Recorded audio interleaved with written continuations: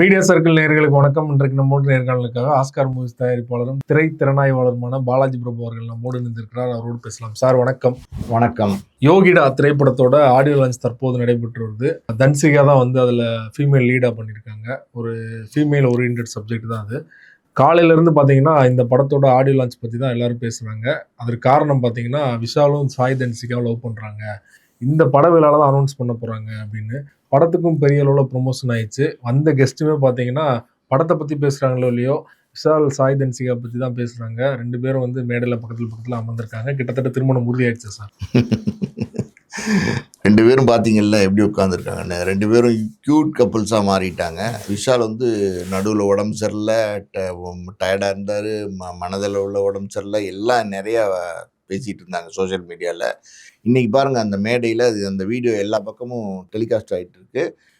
கிட்டத்தட்ட லைவ் போயிட்டுருக்கு. அதான் உண்மை. அதாவது வந்து விஷாலும் சாய் தன்சிகா அவங்க ரெண்டு பேரோட காதல் வந்து திருமணத்தில் முடிய போது உண்மைதான். அதை வந்து இன்றைக்கி அனௌன்ஸ் பண்ணுறாங்க அப்படின்னு சொல்லிட்டு எல்லாரும் எப்போ அனௌன்ஸ் பண்ணுவாங்கன்னு வெயிட் பண்ணிட்டு இருக்காங்க.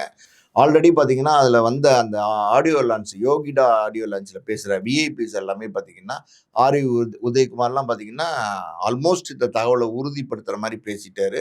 அதாவது வந்து விஷாலுக்கு சரியான ஜோடி சாய் தன்சிகா அப்படிங்கிற மாதிரி பேசிட்டாரு. ஸோ எப்படி சொல்கிறது, அதாவது யோகிடா இந்த ஆடியோ ரிலீஸில் நல்ல உனக்கு யோகண்டா சந்தோஷமாக இருங்க அப்படிங்கிற மாதிரி வாழ்த்தெல்லாம் கூட செஞ்சிட்டாரு. ஸோ என்ன தெரியுது அப்படின்னா, நீண்ட காலமாக பேச்சுலராக இருந்த மொரட்டு சிங்கிளாக இருந்த விஷால் வந்து கமிட் ஆகிட்டாரு. இதுக்கு முன்னாடி பல தடவை கமிட் ஆனார். ஆனால் கமிட் ஆனதுலேருந்து கமிட்மெண்ட்லேருந்து வெளியில் வந்தார். காதலில் இருந்தது, இப்போதான் கல்யாணம் வரைக்கும். பல காதல்கள் விஷாலுக்கு இருந்துச்சு. இந்த காதல் வந்து அநேகமாக வந்து திருமணத்தில் முடிகிறதுக்கான சூழ்நிலை ஏற்பட்டு திருமணத்தில் முடிய போது ரொம்ப சந்தோஷம். விஷால் வந்து ரொம்ப நாளாகவே சிங்கிளாக இருந்தார். இன்னொரு விஷயம் சொல்கிறாங்க, விஷாலுக்கு சமீபத்தில் வந்து நிறைய மனமாற்றங்கள் ஏற்பட்டுருக்குன்னு சொல்கிறாங்க. அது காரணம் என்ன அப்படின்னா, அதாவது வந்து விஷால் நடுவில் ஒரு காணொலியில் கூட சொல்லியிருந்தார் விஷால். அதாவது வந்து அண்ணா நகரில் வந்து சைக்கிளிங் போயிட்டு இருந்தாராமா. சைக்கிளிங் போயிட்டு இருக்கும்போது பார்த்தீங்கன்னா லைட்டாக தடிக்கு கீழே விழுந்துட்டார் போல். அந்த கீழே விழுந்தப்போ கூட அது யாரும் அவர் வந்து தூக்கி விட்டு ஹெல்ப் பண்ணுறதுக்கு ஆளே இல்லாமல் அவரை பார்த்து சிரிச்சிட்டு போனாங்க அப்படிங்கிற மாதிரி அவர் சொல்லியிருக்காரு. எந்த அளவுக்கு அது சரின்னு நமக்கு தெரியல. அப்படி சைக்கிள்லேருந்து கீழே விழுந்தவரை தூக்கி விடாத அளவுக்கா வந்து மனிதம் செத்து போச்சு அப்படிங்கிற ஒரு கேள்வியும் அங்கே எழுகுது. இருந்தாலும் அவர் சொன்ன விஷயம்தான் அது அந்த ஒரு காணொலியில். ஸோ இது மாதிரி இருக்கிற சூழ்நிலையில் அவருக்கு என்ன நினைக்கிறாருன்னா, சில நண்பர்கள் இருந்தாங்க முதல்ல. அதாவது வந்து ஒரு நண்பர்கள் பட்டாளமே இருந்துச்சு. அதில் குறிப்பாக ரெண்டு பேரும் அடையாளப்படுத்தலாம். அந்த 2 பேர் வந்து ரொம்ப நெருங்கிய நண்பர்களாக இருந்தாங்க. அந்த 2 நெருங்கிய நண்பர்களை விஷால் ரொம்ப நம்பினார். அவங்களுக்காண்டி ஒரு படமெல்லாம் கூட செஞ்சு கொடுத்தாரு. அதுக்கப்புறம் பார்த்தீங்கன்னா அவங்களுக்குள்ள கருத்து வேறுபாடு, அந்த நண்பர்களுக்குள்ள ஒரு கருத்து வேறுபாடு, அந்த கருத்து வேறுபாடுனால விஷாலும் அவங்களும் பிரிஞ்சுட்டாங்க. ஸோ நண்பர்கள் அப்படின்னா விஷாலுக்கு இப்போ யாரும் இல்லை. ஆர்யா மட்டும்தான் விஷாலுக்கு இப்போ துணையாக இருக்காரு. ஆர்யாவும் பார்த்தீங்கன்னா ரொம்ப நாளாகவே முரட்டு சிங்கிளாக இருந்தார். எப்படா கல்யாணம் பண்ணுவார் அப்படிங்கிற மாதிரி ஒரு கேள்வி இருந்துகிட்டே இருந்துச்சு. ஆனா அவரும் கல்யாணம் பண்ணிட்டாரு. இதுக்குள்ள பாத்தீங்கன்னா நடுவுல பிரேம்ஜி, அவர் ரொம்ப நாளா சிங்கிளாவே இருந்தாரு. இவரெல்லாம் கல்யாணம் பண்ணுவாரா மாட்டாரா அப்படிங்கிற மாதிரி ஒரு அழுத்தமான கேள்வியெல்லாம் கேட்க ஆரம்பிச்சிட்டாங்க பப்ளிக்கு. அப்ப பிரேம்ஜியும் கல்யாணம் பண்ணிட்டாரு. இப்ப கல்யாணம் பண்ணாத ஆண்கள் சினிமால வந்து பிரபல நடிகர்கள் யார் அப்படின்னா 2 பேர் தான் இருக்காங்க. ஒருத்தர் விஷாலு, ஒருத்தர் சிம்பு. இப்போ விஷால் ரூட்டு கிளியர் ஆயிடுச்சு. சமீபத்தில் பார்த்தீங்கன்னா ஒரு மேடையில் பார்த்தீங்கன்னா விஷால் வந்து அதாவது மதகத ராஜாவுடைய ப்ரமோஷன் மேடையில் வந்து கையெல்லாம் நடுங்குச்சு. மைக்கே பிடிச்சி அவரால் பேச முடியல. அப்போவே பெரிய சர்ச்சையாச்சு. என்னாச்சு விஷாலுக்கு அப்படின்லாம் பேச ஆரம்பித்தாங்க. இப்போ சமீபத்தில் கூட பாருங்கள், விழுப்புரத்தில் திருநங்கைகளோட அழகி போட்டி ஒன்று நடந்துச்சு. அதில் சீஃப் கெஸ்ட்டாக கலந்துக்கு போன விஷால் வந்து மயங்கி விழுந்துட்டார். இதெல்லாம் சமீபத்தில் வந்து விஷால் ஏன் இப்படியெல்லாம் மயங்கி விழுகிறாரு, விஷாலுக்கு என்னாச்சுங்கிற கேள்வியெல்லாம் இருந்துகிட்டு இருந்துச்சு. உடல் அளவுலையும் மனதளவுலையும் விஷால் பாதிக்கப்பட்டிருக்கார். இதே இந்த தருணத்தில் பார்த்தீங்கன்னா சில படங்கள் அவர் தொடர்ந்து எடுத்த படங்கள்லாம் பார்த்தீங்கன்னா தோல்விகளை கொடுத்துச்சு. அதில் அவர் சொந்த படங்கள் விஷால் ஃபிலிம் ஃபேக்ட்ரின்னு படங்கள் தொடர்ந்து பண்ணார் இல்லையா, அதில் நிறைய நஷ்டம் அடைஞ்சிட்டாரு. அதாவது வந்து துப்பறிவாளங்கிற படம் பார்த்தீங்கன்னா மிஸ்கின் வந்து இயக்குனர், அந்த படம் ஒரு வெற்றி படமாக அமைஞ்சிச்சு விஷாலுக்கு. துப்பறிவாளன் 2 எடுக்கலாம் அப்படின்னு நினைச்ச போது மறுபடியும் வந்து விஷாலும் மிஸ்கினும் இணைஞ்சு படத்தை ஸ்டார்ட் பண்ணாங்க. கிட்டத்தட்ட 70-80% படமே முடிஞ்சிருச்சு. அந்த தருணத்தில் பார்த்தீங்கன்னா மிஸ்கினுக்கும் விஷாலுக்கும் பெரிய அடிதடி. அந்த படம் அப்படியே நின்று போச்சு. விஷால் வந்து ஒரு ஈகோ ப்ராப்ளத்தில் அந்த படத்தை நிறுத்திட்டு நானே டைரக்ட் பண்ணி சக்ஸஸ் பண்ணி காட்டுவேன் அப்படிலாம் சேலஞ்செல்லாம் பண்ணார். ஆனால் அதுவும் டேக் ஆஃப் ஆகலை, நடக்கலை. விஷாலுக்கு வந்து சமீபத்தில் வந்து பொருளாதார நெருக்கடின்னு சொல்லுவாங்கள்ல, கடன் சுமையும் விஷாலுக்கு ஏற்பட ஆரம்பிச்சிருச்சு. ஸோ நல்லா நோட் பண்ணி பாருங்க. அதாவது வந்து உடல்லையும் பிரச்சனை, மனசுலயும் பிரச்சனை, பணத்திலயும் பிரச்சனை, எல்லாமே சேர்ந்து விஷால வந்து எப்படி சொல்றது? ஒரு அழுத்தம் குடுக்க ஆரம்பிச்சுருச்சு. மன அழுத்தம் விஷாலுக்கு வர ஆரம்பிச்சுருச்சு. அதன் காரணமா கொஞ்சம் தனிமையாவே இருந்தாரு. கொஞ்சம் வந்து யாரோடையும் ஒட்டுதல் இல்லாம இருந்தாரு. இந்த மாரியான சூழ்நிலையில அவங்க அநேகமா சாய் தன்சிகா வந்து விஷாலுடைய நல்ல ஒரு எப்படி சொல்றது? இந்த சூழ்நிலையில அவங்களுடைய பழக்கம் ஏற்பட்டு, அது காதல்ல முடிஞ்சிருச்சுன்னு நெனைக்கிறேன். நல்லபடியா அந்த திருமணம் நடக்கட்டும். விஷால் ரொம்ப நல்லா இருக்கட்டும். நம்மளுடைய வாழ்த்துக்கள் எப்பவுமே விஷாலுக்கு உண்டு. நீங்க சொன்னது மாரி ஏற்கனவே விஷால் அவர்களுக்கு வந்து பல காதல், அதையும் தாண்டி வந்து ஒரு பெண்ணோட என்கேஜ்மெண்ட் வரைக்கும் போய் திருமணம் நின்றுச்சு. அதுலேருந்து பார்த்தீங்கன்னா, விஷால் வந்து யார் கூட லவ் பண்றாரு அப்படிங்கிற மாதிரியான தகவல் எதுவும் இல்ல. இன்றைக்கு காலையிலேருந்து பார்த்தீங்கன்னா, மாலை வந்து அனவுன்ஸ் பண்ண போறாங்க. சாய் தன்சிகா தான் வந்து கல்யாணம் பண்ண போறாங்க அப்படின்னு. எப்படி சார் திடீர்னு நடந்ததா? இல்ல ரொம்ப நாளா? அப்படிங்கிற ஒரு தகவல் வந்து யாருக்குமே தெளிவா இல்ல இல்லையா?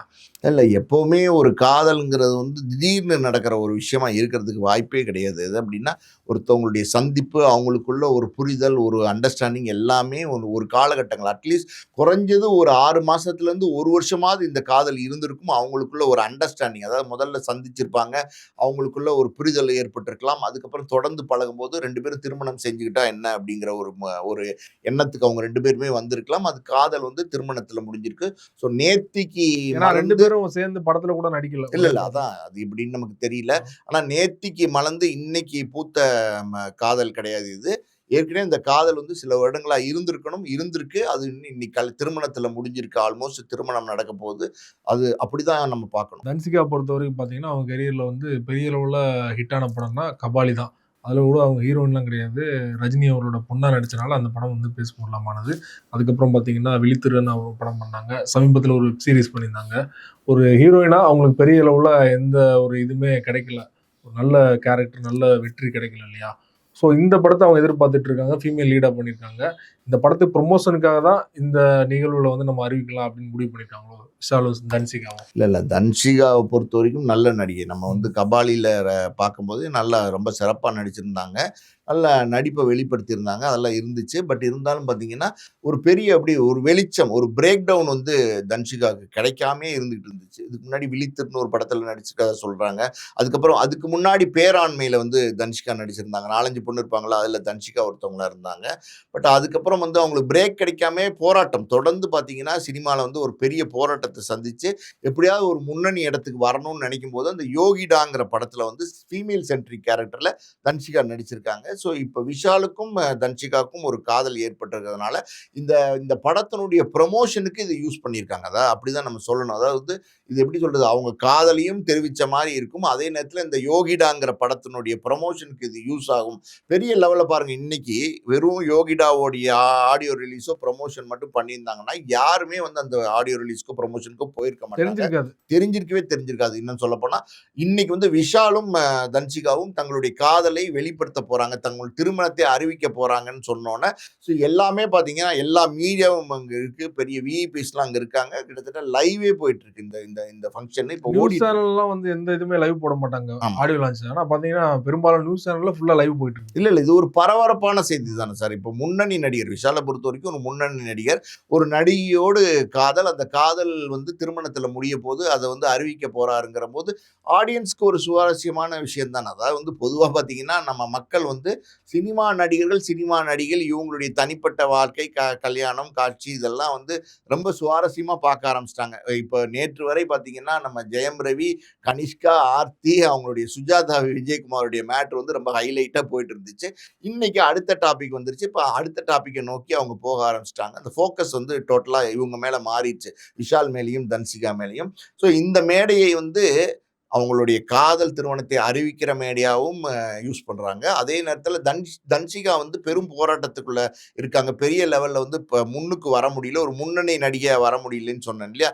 அவங்களுக்கு வந்து இது நிச்சயமா வந்து இந்த படம் வந்து இந்த ப்ரமோஷன் வந்து சப்போர்ட்டா இருக்கும். ஏன்னா, இது வந்து பெரிய வெளிச்சத்தை ஏற்படுத்தியிருக்கு. அந்த யோகிடாங்கிற படத்த வந்து எல்லாத்துக்கிட்டயும் கொண்டு போய் சேர்த்திருக்கு. ஸோ படம் நல்லா இருந்தா நிச்சயமா ஓடும். படம் நல்லா இருந்தா தான் நிச்சயமா ஓடும். அத நம்ம எப்பவுமே அழுத்தி சொல்லுவோம். என்னதான் யார வச்சு எப்படி ப்ரமோட் பண்ணாலும், கன்டென்ட் நல்லா இருக்குங்கிறது எப்பவுமே நம்மளுடைய கருத்து. அது நல்லா இருந்தா படம் நல்லா ஓடும். நிச்சயமா நல்ல படமா இருக்கும் நம்ம நம்புவோம். இது இது எப்படி சொல்றது? 2 பேர் வாழ்க்கையிலயுமே பெரிய மாற்றத்தை ஏற்படுத்தட்டும். குறிப்பா நீங்க பேசும்போது விழித்திரு படத்திலயும் அவங்க நடிச்சிருந்தாங்கன்னு சொன்னீங்க இல்லையா? அந்த படத்தோட ஆடியோ லான்ச் அப்போ பார்த்தீங்கன்னா, டிஆர் அவர்கள் பேசினதுக்காக சாய் தன்சிகா மேடையிலேயே வந்து அழுதுருப்பாங்க. ஸோ அதுவுமே நீங்க பார்த்துருப்பீங்க இல்லையா? நல்லா கிட்டத்தட்ட வந்து விழித்திருங்கிற படம் வந்து 7 வருஷத்துக்கு மேல ஆமா. ஆயிடுச்சுன்னு நினைக்கிறேன்.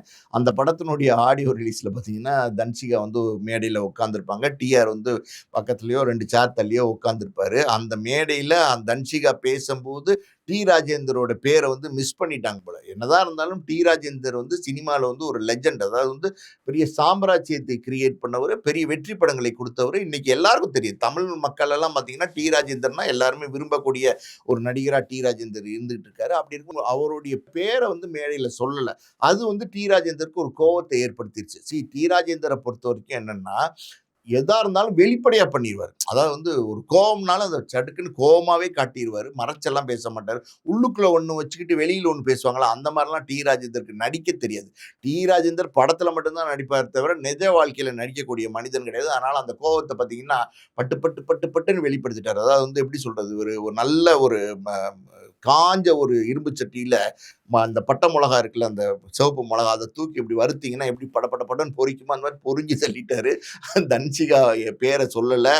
தன்சிகா வந்து கபாலில நடிச்சதுனால, இன்னைக்கு கபாலில நடிச்சதுக்கு தான் தன்சிகா தெரியுதுன்னு சொல்றாங்க. அப்படி கிடையாது. இதுக்கு முன்னாடியே விழித்திருன்னு ஒரு படத்துல தன்சிகா நடிச்சிருந்தாரு. அண்ணாமலையோட நடிச்சதுனால, அந்த மலையோட நடிச்சதுனால இந்த மடுவெல்லாம் அவங்களுக்கு தெரியாம போச்சு போல. ராஜேந்தர் யாரு? ராஜேந்தர்ன்னு ஒருத்தர் இருக்காரு அப்படின்னு கேட்டு விசாரிச்சிருப்பாங்களா என்னன்னு தெரியல.